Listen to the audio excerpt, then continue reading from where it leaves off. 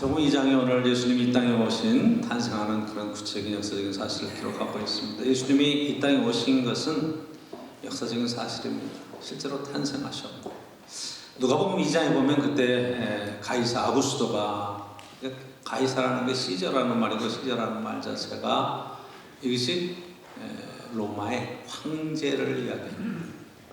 그때 호적의 명령을 해서 각각 자기 고향으로 가서 쭉 호적하면서 예수님이 왜 베들레헴에서 탄생하게 됐는가 하는 이야기들을 아주 누가복음은 구체로 쓰고 있습니다. 그러면 정말 가이사 아구스토가 온 국민에게 호적하라, 인구조사를 하면서 자기 고향에 가서 그런 인구조사에 많은 호적을 등록해 자기 호적에 가서 인구조사에 많은 그런 명령을 내린 적이 있는가? 역사적으로 찾아보면 또 실제로 있습니다. 그러니까 그것이 지금 우리가 BC와 AD를 나누는 것, Before Christ, Anno Domini, 그래가지고 이게 예수님 이전과 예수님 이후로 나누는 그것이 영어로 해서 1년 2년 나가지만 예수님의 탄생을 기준으로 했다 그러지만 역사적으로 딱 따져보면 BC 3년, 4년, 그게 약간 이렇게 차이가 나죠. 그런 건 중요한 것이 아니고 역사적인 사실이냐, 신화냐, 그냥 꾸며낸 얘기냐, 그런 얘기를 할 때 성경의 이야기는 분명한 역사적인 사실이다. 2000년 전에 예수님께서 이 땅에 찾아오셨다. 그 예수님이 하나님의 아들이었다라는 것은 또 신앙 고백이고, 그 가운데는 역사적으로 오신 예수 그리스도께서 이 땅에 33년 사시다가 십자가에 돌아가시는 사건도 역사적인 사실이라 이 말이에요. 예수님의 부활에 관한 이야기도 사실은 이게 꾸며낸 얘기가 아니라 성경 이야기를 다 따져보니까 실제로 일어났던 역사적인 사실이라. 그래서 예수님이 이 땅의 탄생과 십자가의 죽으심과 부활의 이야기, 그 이야기는 다 역사적인 사실로 지금 증명이 되는 사건들이었다, 이렇게 이야기를 하고 있습니다.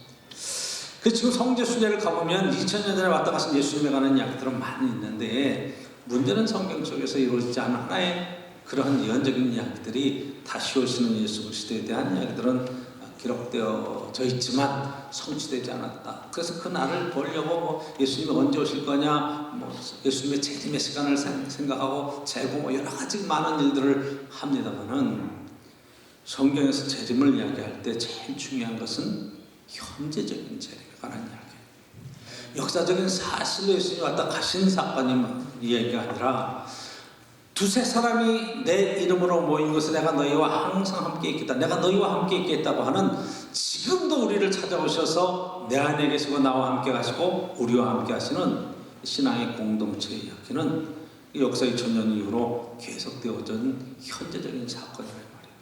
그러니까 부활의 예수님이 다시 재림으로 오실 때 너희가 본 그대로 구름을 타고 오시리라 말씀도 하셨지만, 이미 우리 가운데 현존하고 함께 계시는 예수님에 대한 이 믿음이 우리에게 너무 중요하다.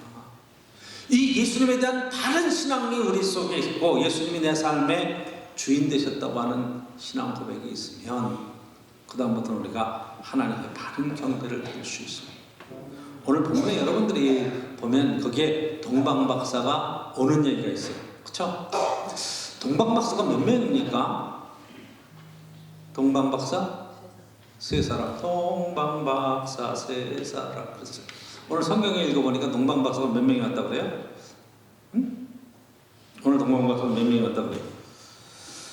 2장 1절, 헤롯 왕 때 예수께서 유대 베들레헴에 나시며 동방으로부터 박사들이 예루살렘에 이르러 말하되, 그 동방으로 박사들이라고 하는 복수를 썼지만 세 사람이라고 하는 얘기는 성경에 어디에도 안 나와요. 근데 우리 정말 세 사람이라고 그래. 동방박사 세 사람. 왜 그럴까요?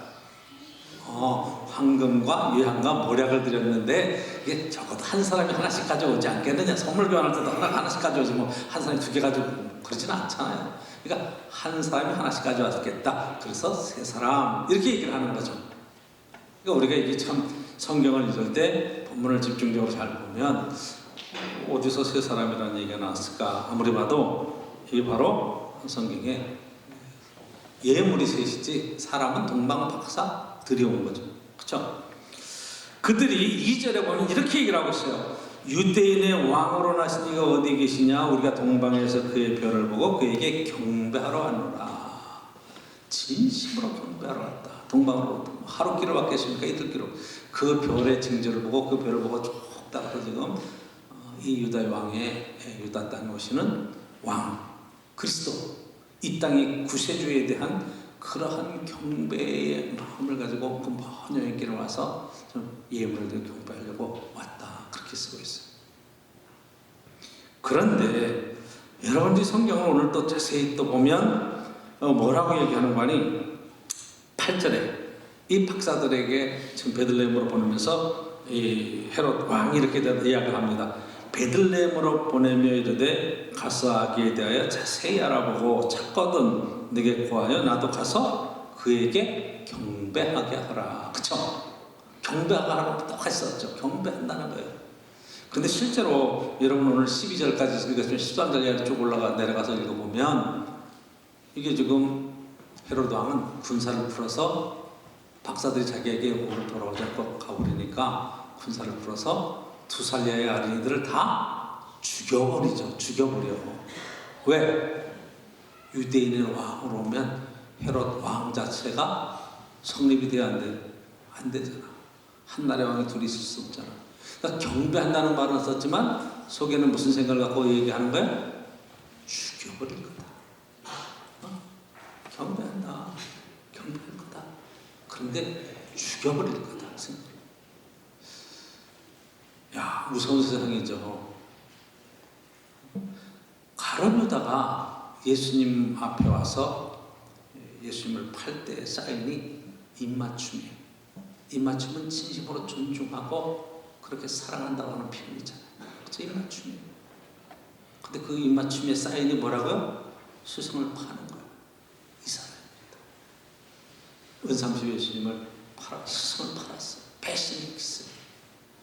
그러니까 이게 똑같은 행위인 것 같고 똑같이 예배를 드리고 한다고 해도 그 마음속에 갖고 있는 생각과 사상이 어떠하냐에 따라서 하나님이 받으시는 예배가 되기도 하고 하나님 앞에 이런 불신과 이런 어떻게 생각하면 배신과 전혀 사망으로 이끌어가는 그런 경배의 모습으로 나타나기도 하더라. 그러니까 예배를 드린다. 그래서 그 예배에 참석했다. 그 자리에 앉아있다. 그 진정한 경배가 되겠느냐 말이에요. 경배가 뭐예요? 진심으로 존중하고 진심으로 높이며 그렇게 경의를 표하는 자세를 경배한다 그런 거예요. 그렇죠? 우리의 진심이 담겨서 하나님 앞에 나오고 있느냐, 굉장히 중요한 거다.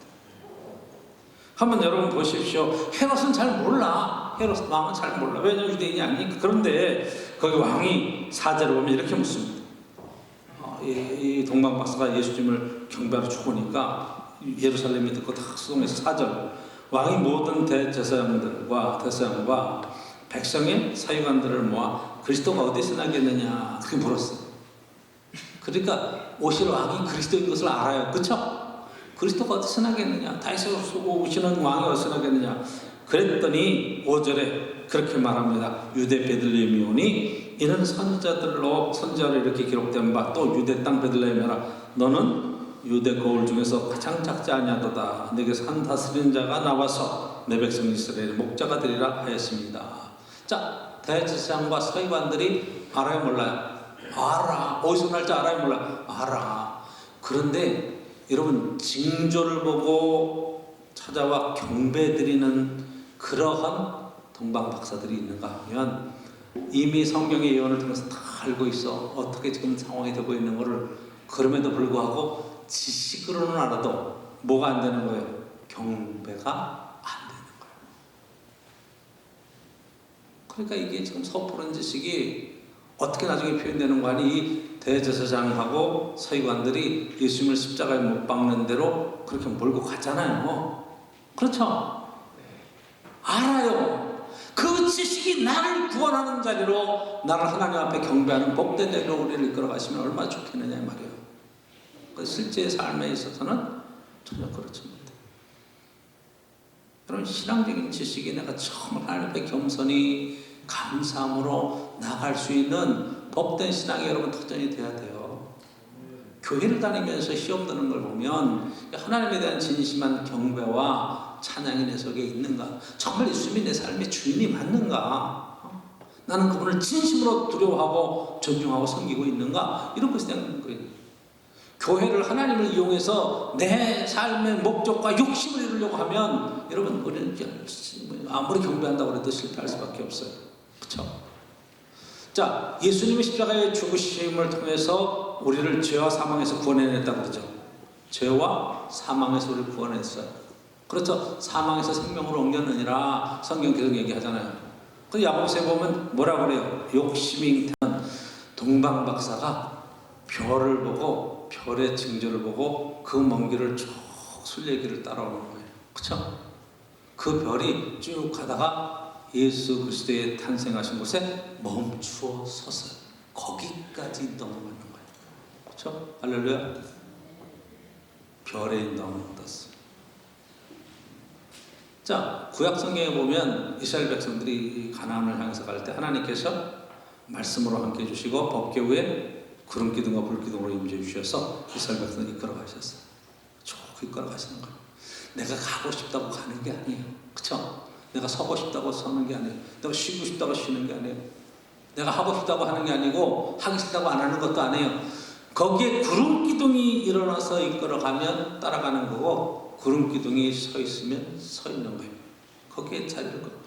구름 기둥이 일주일을 머물러 있으면 일주일 있는 거고 석 달 머물러 있으면 석 달 안 가고 있는 거예요. 자, 쉽겠어요? 어렵겠어요? 야, 쉽죠. 이렇게 쉬운 게 어딨어. 가라가는 거 하면 되고 서라가는 거 하면 되고. 근데 여러분 한번 가만히 생각해 보세요. 쉬울 것 같아요? 어려울 것 같아요? 자, 우리 아이들이 자라가면서 부모의 말을 잘 들으면 애들은 성공해요. 그쵸? 엄마 아빠가 하라는 건 하면 되고 하지 말라는 건 안 하면 돼. 할렐루야. 그쵸? 그런데 아이들이 하라 그러는 거 하기가 쉽겠어요? 안 하는 게 쉽겠어요? 하지 말라는 거 하는 게 쉽겠어요? 안 하는 게 쉽겠어요? 생각해 보세요. 부모가 아이들한테 제일 많이 하라고 그러는 게 뭘까요? 아, 말 안 해도 다 알아. 우리 공부야, 공부해. 아, 공부하는 게 쉽겠어요? 어렵겠어요? 아, 공부하는 게 쉽다고 하는 얘기는 그 아이는 정말 뛰어난 아이야. 그게 별점이야, 별점. 공부하는 게 어렵다. 그래, 다 어렵다. 엄마 말대로 사는 게 쉬워요, 어려워요? 어려워요. 희한하죠? 하지 말라는 건 하고 싶어 하고 하라는 건 하고 싶어 하지 않아, 애들이. 일찍 일어나. 애들 일찍 일어나고 싶어요? 일찍 자. 아니, 안 자요. 밤새도록 놀고 싶어 하고. 왜 그렇게 깨구리 같은지 청개구리 같은지 그냥 반대로만. 하나님께서 오죽하면 불기둥과 구름기둥으로 인도해 주겠어요. 보고 따라오라고. 근데 따라가요, 안 따라가요? 안 따라가. 그렇죠? 민수기에 보면 얼마나 원망과 불평이 많아서 그렇게 막 징계를 당하는지도 몰라요. 자, 동방박사는 별의 징조를 보고 그 별을 따라가는 거. 별을 따라가는 게 쉽겠어요? 어렵겠어요? 메소포타미아 떨어부터 시작해가지고 지금 이게 3개월, 4개월 계속 별의 징조를 보고 따라오는 그 길이 쉬운 길은 아니에요. 그렇지만 정확한 길이에요. 자, 바깥의 징조를 보고 따라가는 것, 이게 참 어려울 수 있겠다 싶어가지고 주님께서 뭐라고 얘기하시는 거 아니? 부활 승천하시기 전에 마태복음 28장 볼지어다 세상 끝날까지 내가 너희와 항상 함께 있으리라. 계시록 3장 20절에는 우리 마음을 열고 들어와서 나와 함께 먹고 마시고 내 안에 계신 성령님을 부으셔서 성령님이 나의 삶 속에 말할 수 없는 탄식으로 나를 위해서 간구하시는 주님이 함께 하시는 삶으로 지금 살아가고 있어요. 주님이 어디 계세요? 그럼 여기 계세요. 그러죠? 요한계시록은 주님이 어디 계세요? 하나님 보좌 우편에 계세요. 하나님 보좌 우편에 계신 하나님이 주님께서 어디 계세요? 지금 나와 함께 계세요. 할렐루야. 믿어지시나요? 나와 함께 계시는 주님의 이야기를 듣는 게 쉽겠어요? 안 듣는 게 쉽겠어요? 이 말씀만 여러분 듣고 주님이 나와 함께 하신다는 각성과 이것에 대한 매 시간마다 깨어있는 그런 인도하심의 축복이 있으면 여러분 신앙생활 정말 편안하게 쉽게 할 수 있습니다. 주님이 하라고 하면 하고 하지 말라고 안 하면 되지 않아요? 그 하지 말라는 걸 왜 그렇게 하면서 힘들어 하는 거예요? 난 이해를 못 하는 거예요. 신앙생활 정말 이해를 못 하는 거예요. 하지 말라는 걸 왜 그렇게 하려고 그래요? 그러면서 여러분이 속상해하는 거예요. 왜 우리 애들도 말을 안 듣는지 모르겠다고. 여러분이 말을 안 들어서 말을 안 듣는 거예요. 에? 돌이켜야 돼요. 아니 내 마음에 안 들잖아요. 세상에 내 마음에 드는 게 어디 있어? 하나님 마음에 들면 되는 거죠. 그렇죠? 여러분 방향을 잘 세워야 돼요. 경배하는 거의 첫 번째 이야기는 주님의 약속의 말씀을 듣고 주님과 함께 동행하는 삶을 사는 겁니다. 별의 징조를 보고 따라나서 그 별의 인도하심을 따라 끝까지 가는 거예요. 이스라엘 백성들은 언제까지 가야 되겠어? 가나안에 들어갈 때까지 가는 거예요. 그렇죠? 저 여러분들은 천국에 가기까지 약속의 말씀을 붙들고 끝까지 가야 되는 거예요. 할렐루야. 믿음으로 여러분 승리해 갈 수 있기를 여러분 축복합니다. 굉장히 중요한 거예요. 굉장히 중요한 거예요. 자, 별의 인도함을 받고 쭉 왔는데 와서 매우 크게 기뻐했다. 그들이 별을 보고 10절의 말씀에 보면 매우 크게 기뻐하더라. 그 인도함을 받고 그 성취된 그런 약속의 말씀 성취를 보고 얼마나 기뻐했는지 몰라요. 11절에 가서 보면 집에 들어가 아기와 그의 어머니 마리아와 함께 있는 것을 보고 엎드려 아기께 경배하고 보배합을 열어 황금과 유향과 모략을 예물로 드리니라. 그렇죠? 그 먼 길을 따라서 본 게 뭐예요? 산모하고 애기 본 거예요. 산모하고 애기 본 거라고. 누가복음에는요 뭐라고 쓰여 있는 거 아니? 거기에 말구유에 놓여 있다는 거예요. 아기가 왜? 여관이 꽉 차서 들어갈 데가 없었기 때문에 그랬다. 오늘 본문에서는 11절에 말구유에 있어 집에 있어. 그쵸? 희한하죠? 집에 들어가 그러잖아요. 집에 들어가 있잖아. 그 성경 퀴즈를 잘 내야 돼. 그쵸? 예수님이 태어나서 어디서 계셨나요? 말구유예요. 그건 어디야? 누가복음에 보면 말구유. 마태복음에는 말구유를 끝내고 이제 집으로 들어갔나 보다. 그렇게 여관에 들어갈 데가 없었다는데 무슨 집이 어디 있겠어요? 착한 사람이 있어가지고 산모가 애를 낳고 망치니까 어이구 이거 웬일이냐 빨리 우리 집으로 돌아와라 그래서 집을 내줬나 보다 그렇게 생각할 수도 있겠죠. 그건 합리적인 생각이지. 합리적인 생각. 그러나 분명한 것은 그 집에 들어가서 본 것은 산모와 아기를 본 거예요. 이 아기를 통해서 하나님이 이루실 놀라운 일들에 대한 작은 징조를 보고 큰 믿음의 역사까지 다 볼 수 있었다 이 말이에요. 여러분 신앙생활은 다 이루어진 걸 보는 게 아니라 이 말이에요. 작은 것 하나 붙들고 믿음으로 가다 보면 하나님께서 이루실 약속에 대한 큰 그것들과 축복을 볼 수 있다. 할렐루야. 저 여러분들이 약속의 말씀 속에 붙들 수 있기를 축원합니다. 여러분 성경 창세기에서 요한계시록 22장까지 다 읽고 그 말씀의 은혜를 받는 게 얼마나 좋겠어요. 얼마나 좋겠어요. 창세기 1장 1절부터 요한계시록 22장까지 이거는 다 읽어보고 거기서 얼마나 좋아요. 근데 성경을 읽다 보면 그게 어떤 구절 하나가 마음에 딱 들어와요. 어떤 목사님 오셔서 간증할 때 이렇게 들어보면 나 신앙생활 하다가 힘들을 때 그 말씀 한 절에 시편 몇 편 쫙 얘기하면서 그 말씀이 나를 살렸어요. 목사님 마음에 얼마나 힘이 되고 용기가 되고 위로가 되는지. 그럼 성경을 안 읽으면 어떻게 될까? 그런 것도 없어. 늘 지 생각대로 자기 마음대로 은혜 받는 자리가 있어야 되는데 성경을 읽다가 여러분 한 구절 한 구절 속에 내게 주시는 말씀이라고 들어오면서 이 작은 구절 하나가 내게 용기가 되고 힘이 되는 그런 축복도 있는 거예요. 그리고 보배합을 열어서 뭘 드려요? 황금과 유향과 모략. 이거 지금 예수님이 왕이라고 하는 왕에 대한 친절한 경배와 탄생에서부터 사망에 이르기까지 모략에 이르기까지 다 예물을 지금 드리는 거예요. 준비된 예물을 드리는 거예요. 진심된 경배에는 진정한 경배에는 뭐가 따라가느냐? 물질이 함께 따라가는 거예요. 그래서 존중하고 하면 물질을 쓰고도 안 아까워. 여러분 부모님한테 생일 선물로 뭘 사드려 막 생각을 많이 하는 거지. 그쵸? 얼마짜리 사드리면 적정한가? 부모님 생일 선물로 얼마짜리 사드리면 적정한가? 10,000원이면 적정한가? 50,000원이 적정한가? 100,000원이 적정한가? 500,000원이 적정한가? 손 들어볼까요? 김은학 원사님이 탁 얘기하잖아. 자기 형편껏 드리는 거라고. 형편껏.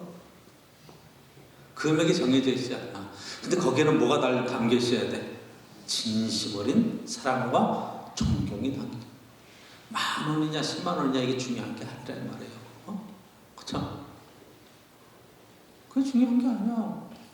그 선물에는 뭐가 담겨 있는 거예요? 거기에 가치가 중요한 거죠. 그쵸? 액수의 문제가 아니란 말이에요. 그러니까 여러분, 똑같지 않아. 선물은 무게가 똑같지 않아. 이걸 여러분 꼭 기억해야 돼요. 내 형편과 처지가 안 돼서 조그만 것 가지고도 감동이 있을 수 있는 거고, 그렇죠? 많이 했는데도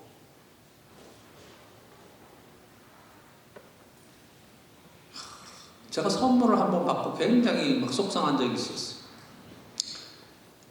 그게 예를 들어서 우리 교회 예를 들어서 저 임남선 목사님, 그 담임 목사님, 뭐 이렇게 김영광 목사님, 뭐 부목사님, 뭐 이렇게 원로 목사님, 무개 목사님 이렇게 해서 그러면 이렇게 섞일까봐 이름을 쓸 거 아니겠어요?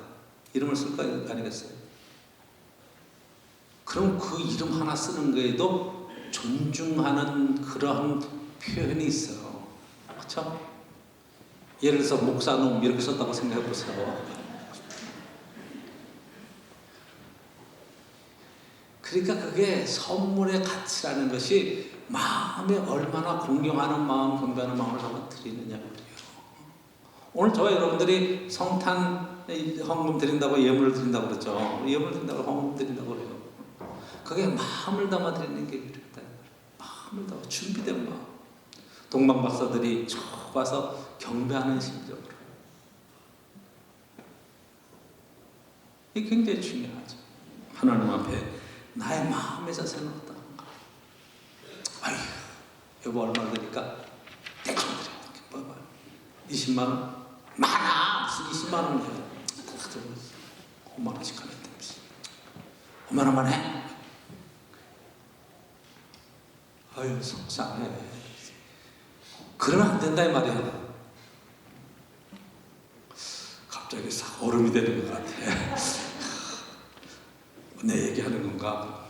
아니, 그런 차원의 얘기가 아니라 우리의 마음의 중심이 드리는 액수의 문제가 아니라 정말 주님이 오신 것에 대한 감사와 찬양과 은혜 가운데 드려지는 단돈 5,000원, 10,000원이면 못 돼요. 1,000원이면 어떻게 써요?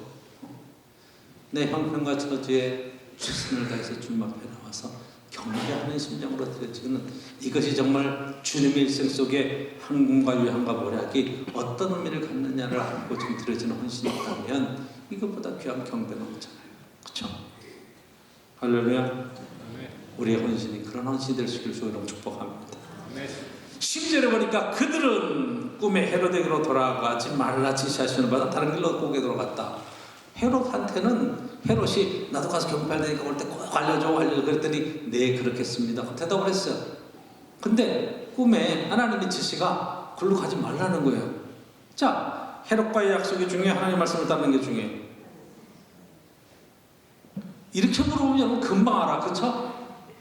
사람의 이야기를 듣는 게 중요해, 하나님의 말씀을 듣는 게 중요해. 그래도 목사님 사람과의 약속은 지켜야죠. 그럴 수도 있어. 근데 헤롯은 목적이 뭐야? 욕심이 있잖아. 그 가운데 다른 확신이 있잖아. 경배하려고 하면 하나님은 정확하게 알아보시고 꿰뚫어 보시잖아요. 그 마음의 상태를. 그러니까 그 길을 허락하시 안 허락하셔? 하나님이 허락하시지 않잖아. 근데 누구 말을 들어야 돼요? 하나님의 인도하심을 따라서, 꿈의 인도하심을 따라서 다른 길로 가는 거. 그러면 이 동방 박사들이 가면서 헤롯과의 약속만 지켜서 참 거짓말하는 사람이 됐네. 그러고 갔을까요? 우리가 하나님 앞에 정직한 믿음의 삶을 산다는 것은 그 말이 하나님의 약속을 성취해낼 수 있느냐 없느냐 여기에 대한 약속이 굉장히 중요한 거예요. 하나님의 뜻을 우리가 어떻게 이룰까? 이게 굉장히 중요하죠. 오늘도 저와 여러분들이 깨어 기도하면서 하나님의 약속을 이루는 복된 성도의 삶을 믿음 안에 살아갈 수 있기를 축원합니다. 아까도 잠깐 제가 얘기했지만 재림하시는 예수님에 대한 여러분들의 기대와 있고 그 세미나도 많이 하고 무슨 부흥회도 하고 그래서 마지막 오실날을 마친다고 그러기도 하고 그 재림에 대한 얘기를 많이 할 때 여러분들이 적어도 전혀 두려워하지 말아야 될 것은 주님의 인도하심을 따라 오늘도 동의하고 나면 재림은 약속한 날에 분명히 이룰 거예요. 그런데 여러분 준비가 되어 있다면 전혀 문제가 안 되는 거예요. 그것은. 그렇죠? 항상 여러분 집이 잘 준비되어 있어. 언제든지 누가 오든지 그렇다면 여러분 전혀 문제가 될 게 없어요. 내 삶이 준비가 안 돼 있어. 늘 문제가 되는 거예요. 오늘도 주님께서 2000년 전에 찾아오셨다. 가셨다. 그것보다 더 중요한 것은 오늘을 찾아오셔서 나와 함께 하신다. 내가 동방박사의 마음과 심정으로 최선을 다해서 하나님께 경배하는 복된 삶을 살고 있다. 이것이 여러분 신앙 안에 승리하는 굉장히 큰 축복의 말씀입니다. 오늘도 여러분 승리하시기를 주의 이름으로 축복합니다.